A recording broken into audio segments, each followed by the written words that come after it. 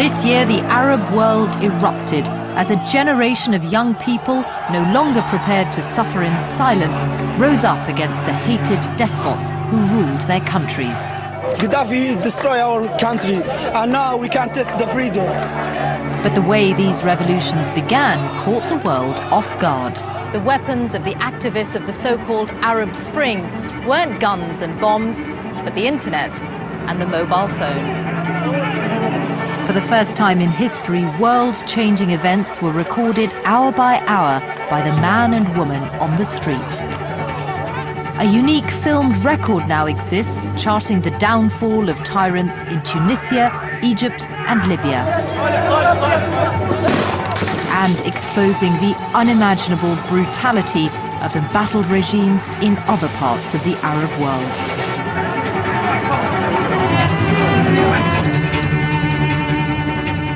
I'm now heading to the region to track down the people behind these images.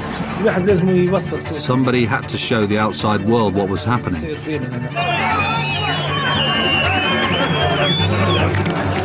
I'll piece together the story of the revolutions through their eyes. He's abandoning his position as President of the Republic. I ran into the street. I started to cry. I laid down on the street and looked up at the sky, and I couldn't believe it, and we all hugged each other.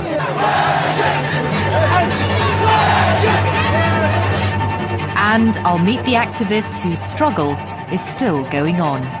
These are the last moments of someone's life.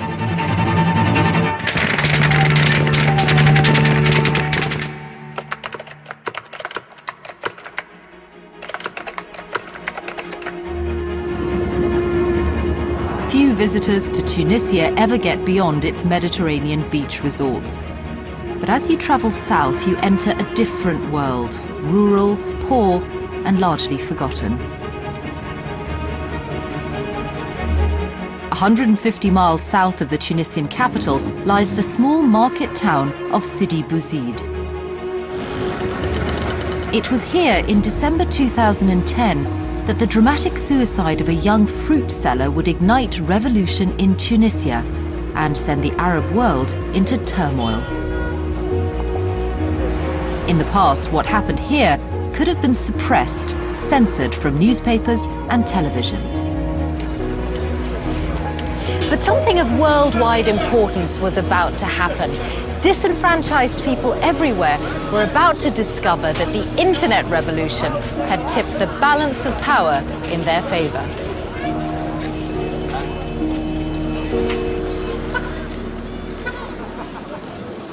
"26-year-old Mohammed Bouazizi supported a large family selling fruit on the streets of Sidi Bouzid.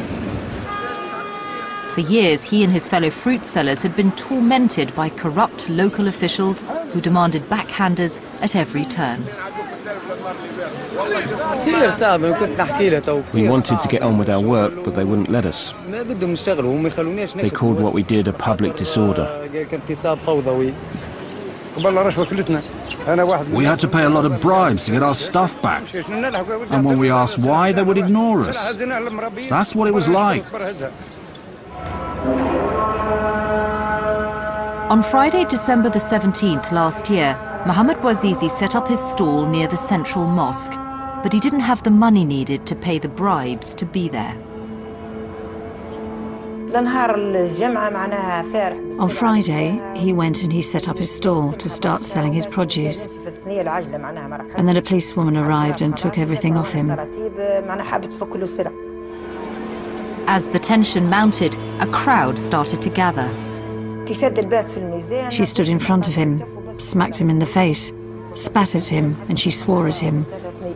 He got very upset and started crying, and the other police officers were kicking him in the shins. Humiliated, Mohammed headed here to the town hall, where he tried to lodge a complaint, but it fell on deaf ears. They didn't want to listen to him. They didn't want to open the door to him. He was terribly upset and disappointed. He'd lost his confidence, self-control, his hope. When he left here, he went to a nearby shop and bought a bottle of fuel. He returned here with the fuel chose a spot in front of the same building, poured the fuel over himself, and then set himself alight. Horrifically injured, Mohammed was taken to hospital. In this small, closely knit town, word travelled fast. Bouazizi's frustration struck a chord both here and across the Arab world. Mohammed burned himself because he had no job, no money, and no prospects.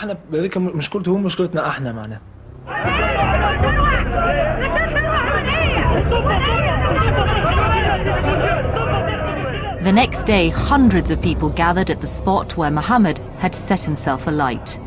Men and women who, like him, struggled to make ends meet and felt their government wasn't listening to them.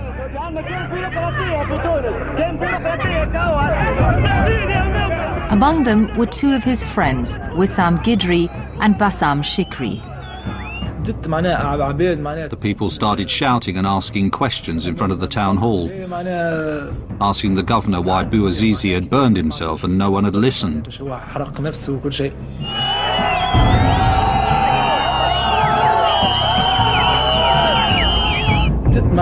Slowly, the situation started to heat up.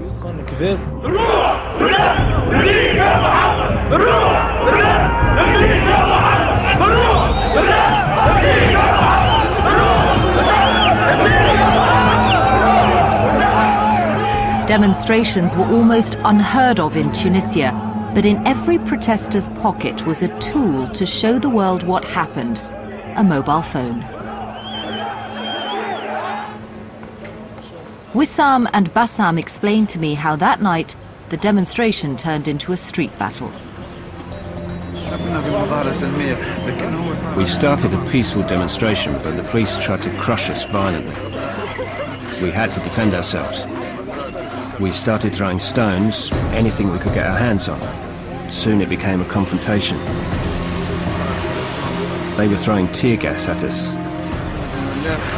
That night, the confrontation became a street war.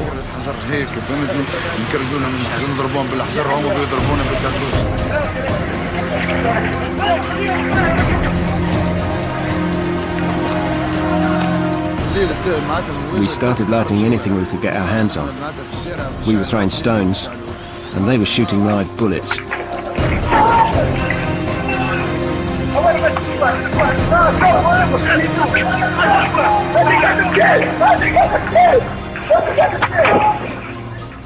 But despite the rarity of the events in Sidi Bouzid, Tunisian state television reported nothing of what was happening.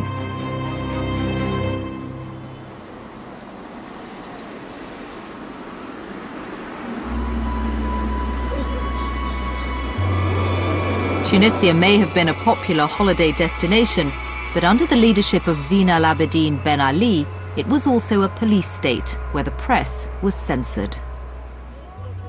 Wissam and Bassam decided to take matters into their own hands. Somebody had to show the outside world what was happening. As the battle intensified, they made sure that they captured the evidence. Police were looking for anyone filming to arrest them. But we had people filming from the front line and from the rooftops. They weren't professionals, but they knew how to do it.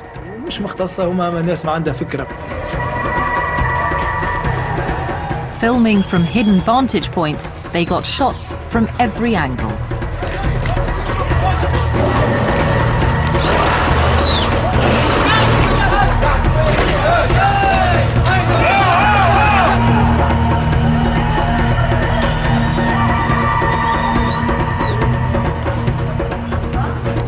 They knew there was one way to show the images to people across Tunisia: Facebook.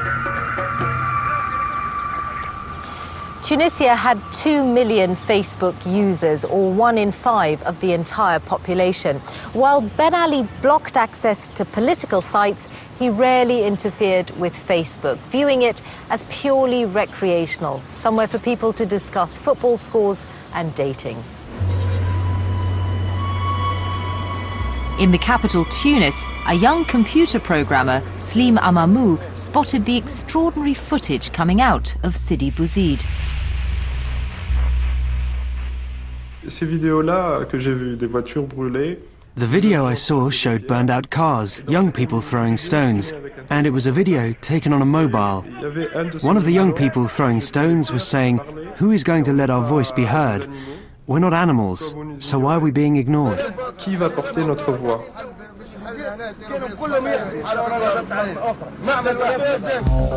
On the face of it, Slim Amamou and his friend, computer engineer Aziz Amami, had little in common with the fruit sellers of Sidi Bouzid.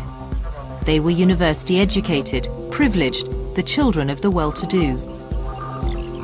What they shared was a hatred of their president and a frustration that they couldn't speak freely in their own country. Ben Ali was so stupid and arrogant that he wouldn't let anyone have a laugh about him. And when you can't have a laugh, you can't criticize. You can't have a view, and you can't even have your own personality. That's what made me hate him most. Ben Ali liked to portray himself as a modern, enlightened leader, but in reality he was one of a cluster of dictators controlling the Arab world, including Hosni Mubarak in Egypt, Muammar Gaddafi in Libya, and Bashar al-Assad in Syria. They rigged elections and tortured dissidents. Ben Ali's corruption was notorious. He enriched himself at his people's expense, and his personal fortune was said to be more than £3.5 billion.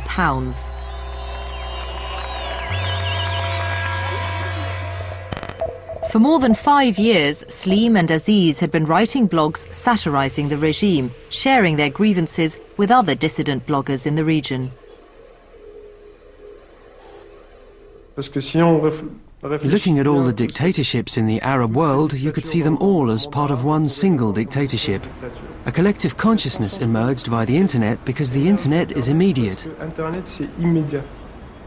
In fact, the Tunisian bloggers had access to one of the most advanced internet infrastructures in the Arab world. A quarter of homes had broadband, 90% of Tunisians a mobile phone.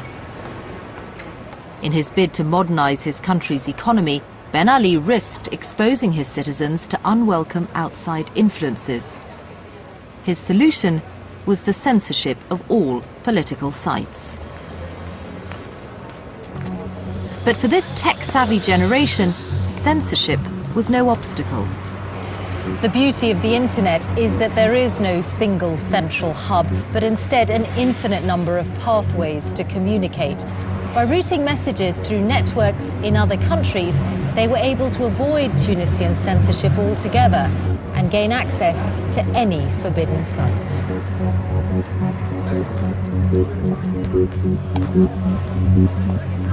If they were caught posting subversive material online, the bloggers faced detention and torture. Fear is an enemy. You can't live when you're afraid. As I saw it, what blocked Tunisia was this cycle of fear, and we had to start breaking the cycle of fear.